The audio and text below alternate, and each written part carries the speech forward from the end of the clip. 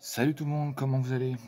Alors, aujourd'hui on va voir un petit peu la suite des premiers podcasts qu'on avait fait ensemble, où je retraçais un petit peu l'historique et puis surtout en quoi, enfin, j'essayais d'expliquer au mieux la façon dont Black Ops 1 avait permis de prendre la suite avec brio de MW2, le tout dans les années début 2010. Et alors qu'on avait vu la dernière fois un petit peu, on avait relevé la liste des différents killstreaks et expliqué un peu en quoi ils étaient intéressants. Je vous propose maintenant donc dans ce tout dernier podcast, le quatrième ou le cinquième de la série si je ne me trompe pas, de voir un petit peu donc qu'est-ce qui a fait que Black Ops finalement, en quoi, enfin quelles étaient ses caractéristiques au point de vue pur gameplay. Voilà, on a bien débriefé tout ce qui était armes, map, c'est vraiment un peu plus le côté pratique du jeu, mais maintenant on va voir un peu comment les développeurs ont fait pour que leur jeu se démarque un petit peu des autres. Et allez, bonne écoute à tous et je vous dis à une prochaine. Bye. Des déplacements assez qui se démarquaient un petit peu de ce qu'on avait avant parce que ils étaient assez lourds en fait. C'était un gameplay assez lourd, assez presque lent, euh, mais qui à la fois, comment dire, c'était assez déstabilisant pour l'époque parce que c'était beaucoup moins dynamique que du MW2. Par exemple, vous preniez un fusil d'assaut, si vous visiez en même temps en appuyant L1, si vous vous déplaciez de gauche à droite, vous ressentiez vraiment la lenteur. Ça, il n'y a pas de souci là-dessus. Et pareil, si vous visiez avec vos armes, c'était des armes avec un certain recul. Donc, fallait quand même être assez précis. Fallait être un peu presque avec sa gâchette, fallait y aller au coup par coup parfois. Donc, ça offre vraiment des sensations de. C'est ce qu'on recherche quand même, parce que si c'est trop simple, on a vite fait le tour. Et dans cette lignée-là, la durée de vie, c'est-à-dire le temps que vous deviez mettre pour éliminer un joueur en face, donc la durée de vie donc, elle était assez conséquente. Elle était plus longue quand même que ce qu'on avait sur chez Infinity Ward. Et pareil, ça donnait des duels intéressants parce que si un adversaire vous voyez avant, il suffisait que cet adversaire soit moins adroit que vous, moins précis, et vous pouviez vous rattraper en quelque sorte, puisque l'adversaire n'a pas le temps de vous abattre en un millième de seconde, et c'est après à celui qui sera le meilleur son utilisation de joystick et de la manette. Et en fait, voilà, donc enfin, la durée de vie, c'était un atout de Black Ops 1 finalement parce qu'elle était un peu plus longue que ce qu'on avait le droit sur les autres jeux jusque-là. Et même après, on se rend compte, même en Black Ops 2, j'en parle même pas, c'était la durée de vie, je crois, la plus longue qu'on a eue sur les jeux de Call of. Et, et voilà, et ça se complétait un peu avec des Modern Warfare. Donc très intéressante cette durée de vie. Et puis pareil, le bruit des hitmarkers était aussi joli, et il changeait de ce qu'on avait alors sur MW2. Euh, les annonceurs, les voix des annonceurs, quand vous débloquez des killstreaks, quand vous lanciez la partie, quand vous la terminiez, quand un drone était déclenché par un ennemi, enfin pour vous avertir, elles étaient vraiment très charismatiques, aussi bien alors en français et en version originale, donc en anglais. Euh, J'en parle même pas, elles étaient tout aussi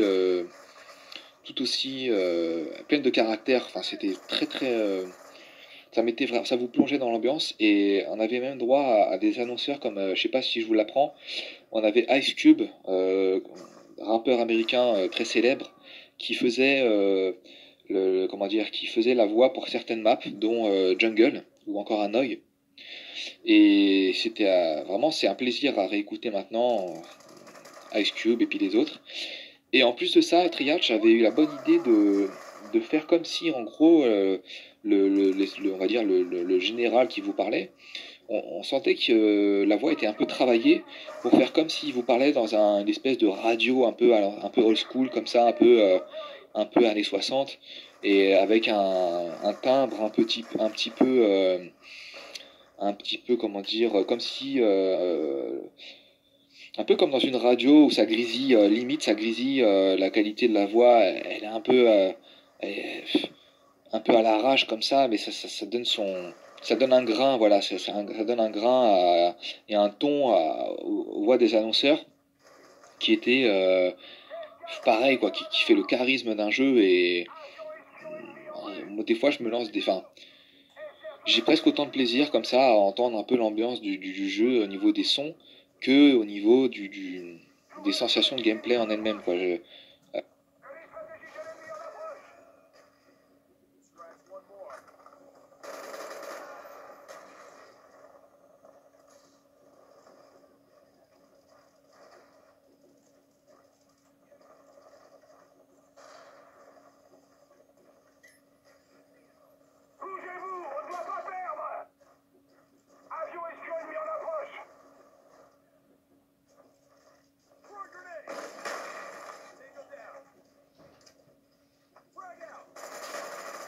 Et vraiment, les voix des annonceurs, c'était génial. Et pareil, tout l'affichage à l'écran pour débloquer, quand vous débloquiez vos killstreaks avec les petits logos qui étaient représentés l'avion espion. Enfin, tous les killstreaks étaient dessinés un peu et on les voyait à l'écran. L'avion espion, le mini RCXD, là, avec ce fameux petit véhicule motorisé, un peu comme une voiture télécommandée, avec bourré d'explosifs, qui, comment dire, c'était un peu le petit killstreak coup de cœur de ce Black Ops 1. Et donc je vous disais, ouais, comment dire, cette ambiance visuelle, voilà, était très jolie et comment dire, on l'a remarqué bien à l'écran avec des couleurs assez qui popaient, enfin assez clinquantes, mais juste ce qu'il fallait. Et on avait le droit aussi à ça sur MW2, mais encore une fois, c'était un peu différent. Donc, bien joué à Treyarch pour cette originalité, encore une fois.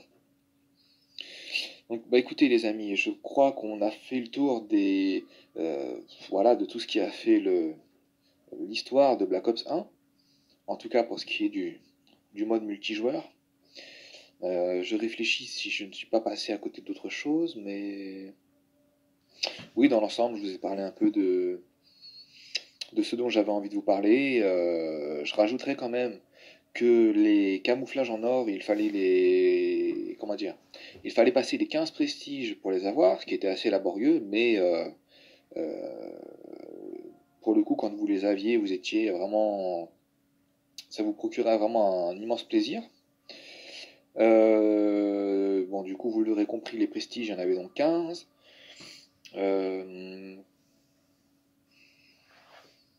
La musique du menu principal, donc sans rentrer dans les détails, mais c'était une musique à la hauteur des précédents, enfin de Code 4, d'MW2, c'est-à-dire qu'elle était vraiment une jolie musique.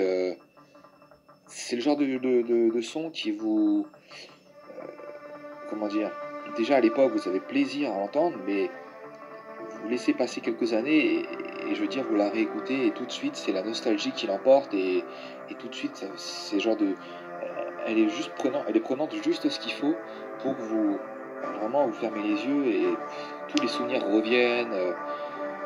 C'est du bonheur à l'état pur, tout simplement. D'ailleurs, je vous invite à la réécouter hein, si l'envie vous en dit.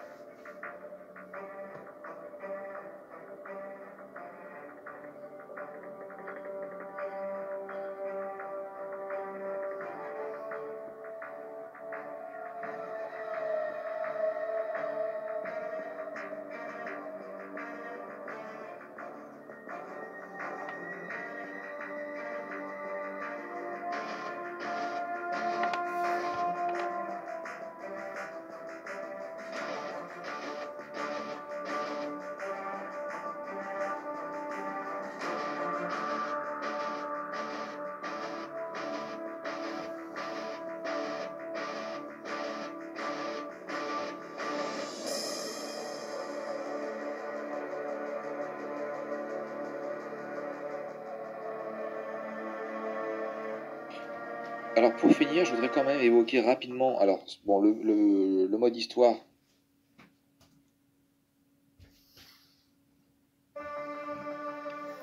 Voilà les amis, sur ces belles notes de musique, je vous propose de vous laisser. Donc vous l'avez compris, cette vidéo elle était un poil plus courte que les deux premières. Forcément il y avait peut-être un petit peu moins de choses à dire. Mais voilà, j'espère qu'avec ce petit gameplay, ça vous a quand même diverti. Et écoutez, la prochaine fois, on va parler un petit peu du mode campagne. Évidemment mode zombie, classique mode zombie. Donc on va voir un petit peu ce que Treyarch nous a pondu à l'époque dans ces modes de jeu. Et on découvrira si oui ou non, même si, bon, la plupart d'entre vous, je pense que vous le connaissez, hein, ce magnifique jeu, mais on verra en quoi les développeurs de Treyarch ont réussi ou non à nous satisfaire, en sachant qu'à l'époque, ça avait quand même fait un peu débat, certains modes de jeu, comme le mode campagne. Mais bon, je vous laisse découvrir ça la prochaine fois, et je vous dis à une prochaine. Allez, bye.